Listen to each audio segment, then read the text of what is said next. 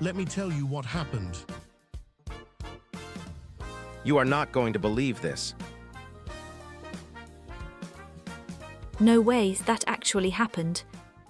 Inspired by the kind of story you'd find on Reddit, studies suggest that around 60% of office workers have accidentally sent a message to completely the wrong person.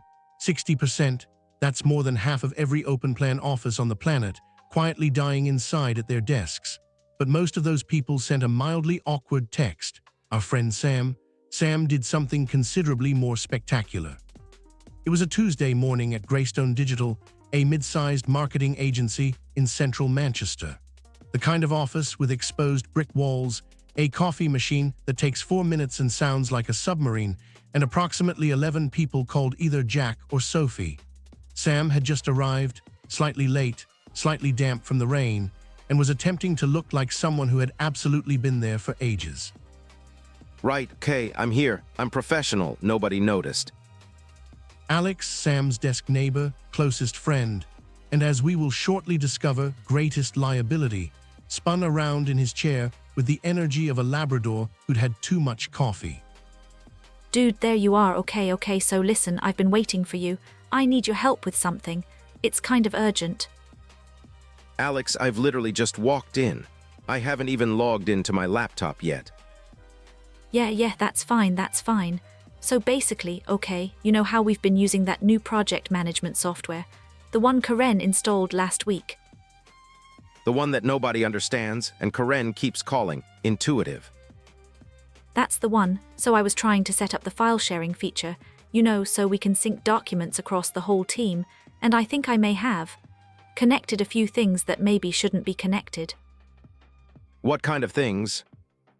Okay, so hypothetically, and I'm just asking hypothetically, if someone were to link their personal cloud storage to the company dashboard by accident, would that be bad? Alex, Like really bad.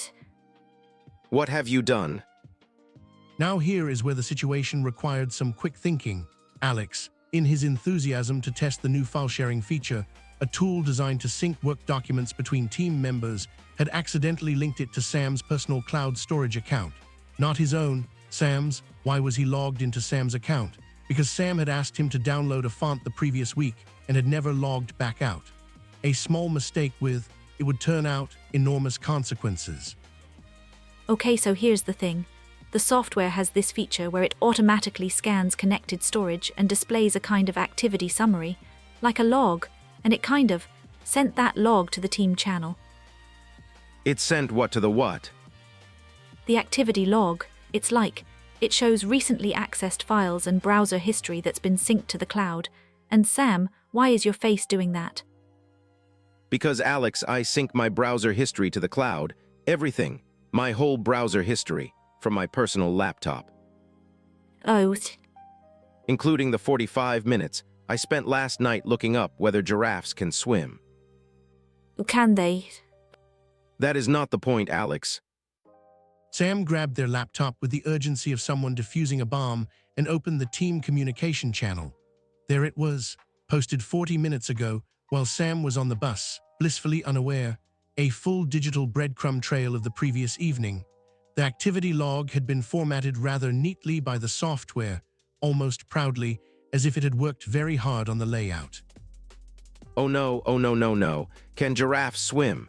Giraffe swimming video. Why do giraffes have long necks? Actual reason. Is it rude to correct someone's grammar in an email? How to say no to extra work without sounding lazy? Alex, my boss has seen this. Maybe she hasn't checked the channel yet. There are 4 reply emojis on it, Alex. One of them is from Linda. Linda who gets in at 7 in the morning. Linda who I have a one-to-one within 20 minutes. Okay, this is fixable. I can fix this. I'll go into the system settings and disconnect the integration. I'm pretty good with this kind of software interface stuff. I just need to. Alex, the last time you said you were good with something, you updated my laptop's operating system and I lost 3 weeks of work. That was a one-time thing. You also once tried to fix the office printer, and it started printing in Portuguese. I feel like you're being very historical right now. Despite Sam's entirely reasonable concerns, Alex began clicking through the software dashboard at tremendous speed, with the unearned confidence that is the hallmark of someone who once watched a YouTube tutorial. The project management software had a fairly complex user interface, the collection of menus, buttons, and screens a user sees when they interact with a program, and Alex was navigating it the way a golden retriever navigates a revolving door. Right, so if I go to settings, then integrations, then, what does broadcast sync do? Alex, don't click that. I'm just hovering over it. Don't hover. What if it's the thing I need? What if it broadcasts my entire cloud to the company server, and Linda finds out I spent 45 minutes on giraffes? I won't click it. He clicked it. Alex, It didn't do anything. Look, nothing happened. The interface looks exactly the same. I think it was just a toggle for the little icon is spinning. That usually means it's uploading something. what is it uploading? I am not 100% sure. Across the office, 3 people's screens simultaneously received a notification. The software had found something new in Sam's connected cloud storage, a folder Sam had completely forgotten about, labeled with touching optimism, Career Goals and Dreams 2022. Inside were several documents, including a detailed 5-year plan, a vision board saved as a JPEG, and most critically, a voice memo Sam had recorded during a commute, in which they could be heard singing along, with great passion and questionable accuracy, to an ABBA song. I can hear it. Alex, I can hear my own voice coming from Dave's computer. That's me. That's me singing Mamma Mia on the number 42 bus. Your pitch is actually not bad. Do not. I'm trying to find a positive. The positive, Alex, would have been not connecting my personal cloud storage to the entire company dashboard in the first place. How did you even do this? What settings were you changing?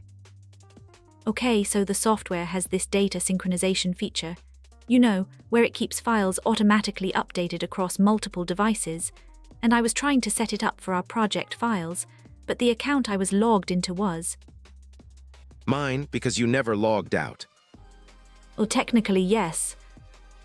Alex, data synchronization between my personal laptop and my entire workplace is not something you activate by accident. And yet, here we are. Look, the important thing is we deal with this calmly and… Linda appeared at the end of the desk row. Linda, who was 53, had worked in marketing for 25 years, had the composure of a woman who had seen everything, and was currently holding a coffee mug that read World's Okayest Manager, a gift from the team that she had accepted with absolutely zero expression. Linda, hi, good morning. We were just sorting out a small technical issue with the… Linda held up one hand. She looked at Alex, then at Sam, then at the laptop screen where the voice memo was still playing faintly, a distant, tinny chorus of Mamma Mia, Here I Go Again. I take full responsibility. This was entirely my fault. I was testing the file sharing feature and I accidentally used Sam's account login, and then the data synchronization ran automatically, and I clicked something called Broadcast Sync, which I probably should not have clicked. And yeah, that's the situation.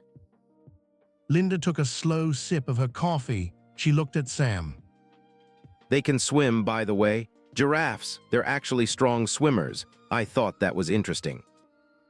There was a very long pause.